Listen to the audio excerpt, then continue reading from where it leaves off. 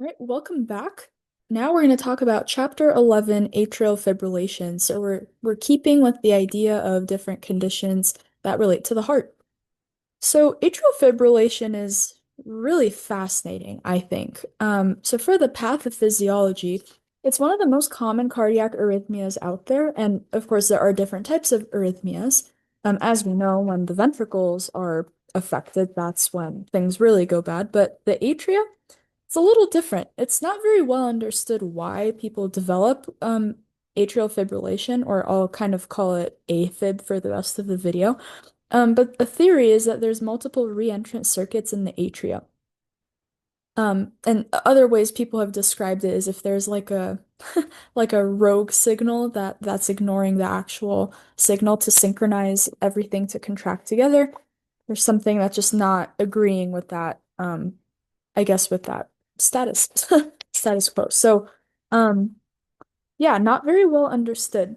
However, some of the more important parts about AFib is that it can be associated with other cardiac conditions, and specifically chronic heart failure, like we just talked about in chapter 10, cardiomyopathy, valvular disease, coronary artery disease, hypertension, and hyperthyroidism.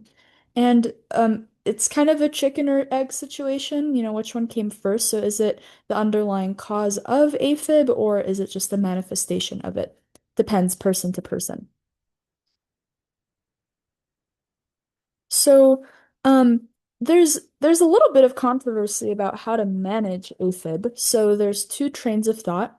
Either you try to restore normal sinus rhythm, or you accept the presence of AFib and try to control the ventricular rate response. So really fascinating because I don't think we've really seen this. Usually, when we've seen conditions in this course, it's been, well, you can't really reverse it, you can't do much about it.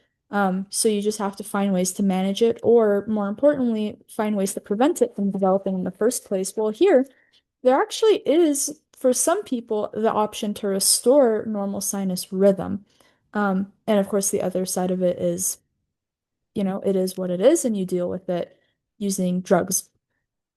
And I'll say, my roommate from undergrad, she was young, which is kind of atypical. Most people who have AFib are older.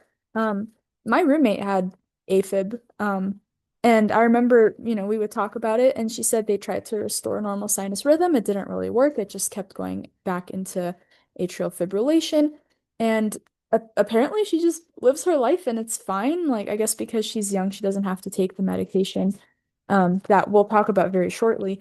But yeah, she said it just, my heart rate gets a lot higher than usual, and that's just it is what it is, basically. So, it really depends on the person what they try. So, we're going to talk about both of these. So, um, let's say people choose to go for the route of let's convert it back to its normal sinus rhythm.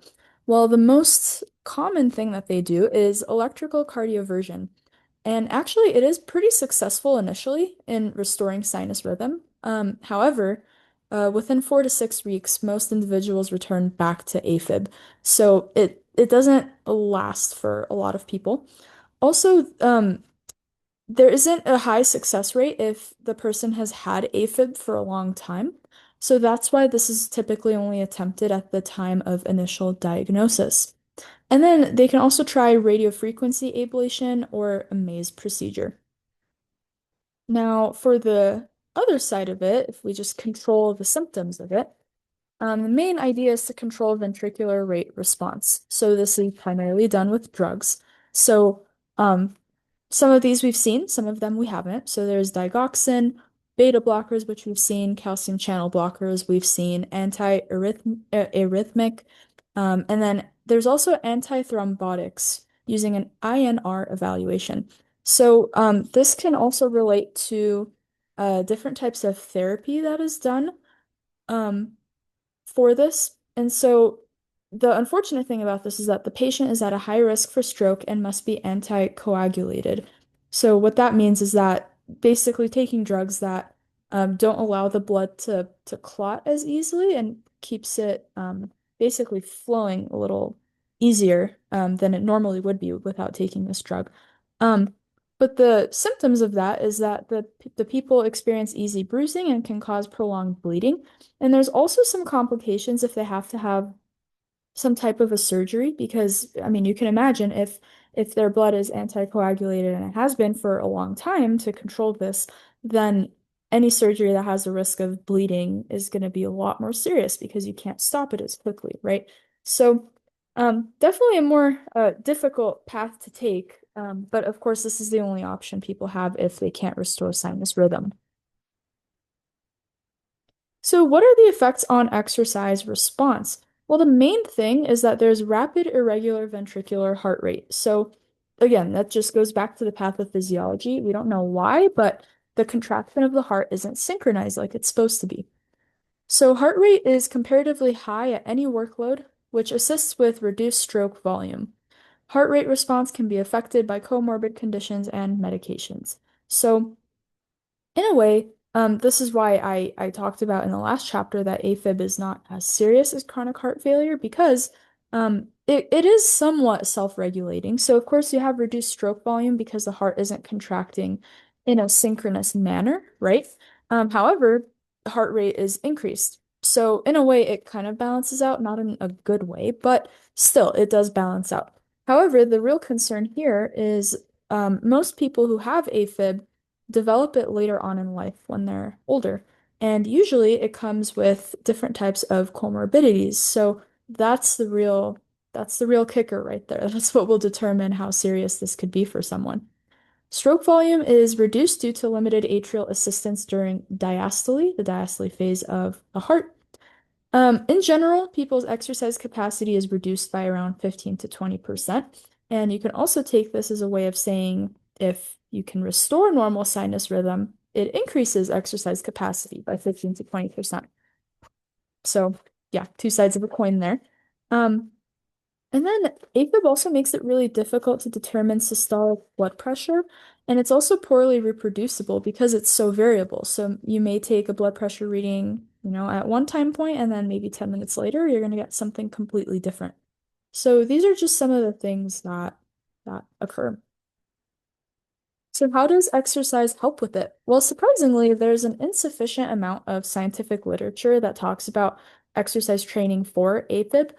Um, So the only real studies that have been mentioned by the textbook is that, um, mainly men who are over 60 years of age have AFib, and they get included into studies for coronary artery disease. And what they've seen there is that, of course, exercise benefits the symptoms of coronary artery disease. Therefore, it's expected that exercise should also positively affect people with AFib in general in the same manner. But the major concern with exercise training is inadequate medical management. Now, this is for the group that is unable to restore normal sinus rhythm. The presence of underlying heart disease is the main concern, and it's especially for valvular disease, chronic heart failure, and coronary artery disease.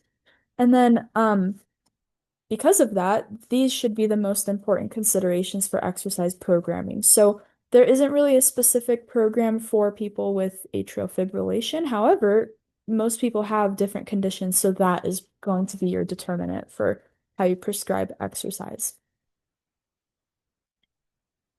Now, exercise testing, similar to chronic heart failure, it is a very useful metric if you could do an exercise test for this population.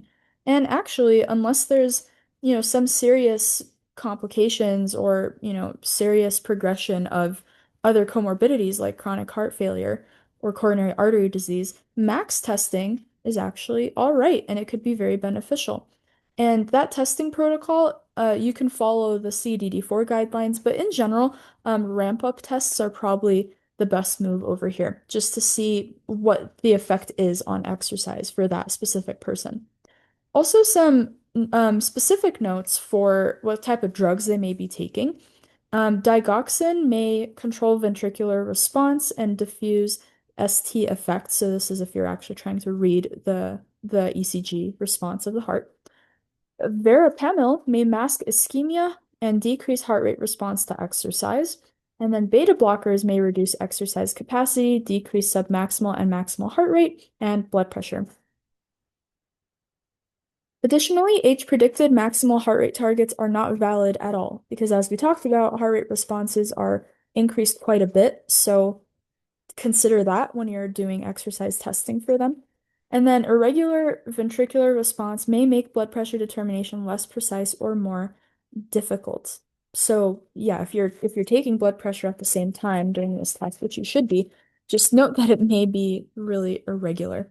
Also, some contraindications for doing tests is if they have unstable chronic heart failure, as we talked about, valvular disease, and then complex arrhythmias. So again, this is AFib is one of the more common ones, and on its own, it's not a very high risk for most people unless they have other issues associated with it. So how should you program? What are some considerations you should take for this population? Well, the most important thing, and maybe the take-home message here, is that day to day, things are going to be very different for this population. Interestingly, one day they may have AFib and one day they may have a normal sinus rhythm. So it's really difficult to program for someone whose condition changes literally every single day. Um, Additionally, people's symptoms may vary severely. Some people with AFib might experience a lot of fatigue because of that higher heart rate. Others may not at all. Like probably my college roommate from the past. She said, "Yeah, exercise feels fine for me. I don't get overly tired. It just my heart rate's really high." So, a lot of individual considerations here. And therefore, the intensity that you prescribe cannot be based off of heart rate, right? Because that's just it's going to be wildly different every day, and in general, it's going to be a lot higher than what you would likely expect in someone with normal sinus rhythm. So prescribe it based on work rate or perceived exertion. And my hunch is going with perceived exertion is the better idea, just because of that day-to-day variability. Also, assessing the rhythm during each session is important because I mean you never know what can happen, right? Comorbidities are important to ascertain in this population, as we talked about, and that is mainly going to be what you program based on. Also, the long-term outcomes and health goals for this population should mainly be based on their comorbidities, not AFib specifically. Um, so if they have hypertension, if they have coronary artery disease, if they have dyslipidemia, chronic heart failure, those are the things that should take precedent in your long-term planning and goal planning for this population. Also observe for exertional hypotension. So you never know. For some people, that may be their response, and it's just you need to monitor them. But that's all we have. It's a pretty short chapter. Um, Very interesting condition. But yeah, just keep it in mind that it's going to be very different for each individual that you encounter who has AFib. And again, typically if it's just standalone or lone AFib, as they call it, then typical, exercise programming should be fine, ACSM recommendations. Otherwise, look to the comorbidities and it'll all work out in the end. Thank you for watching and enjoy the break that you guys have next week. Have a good one.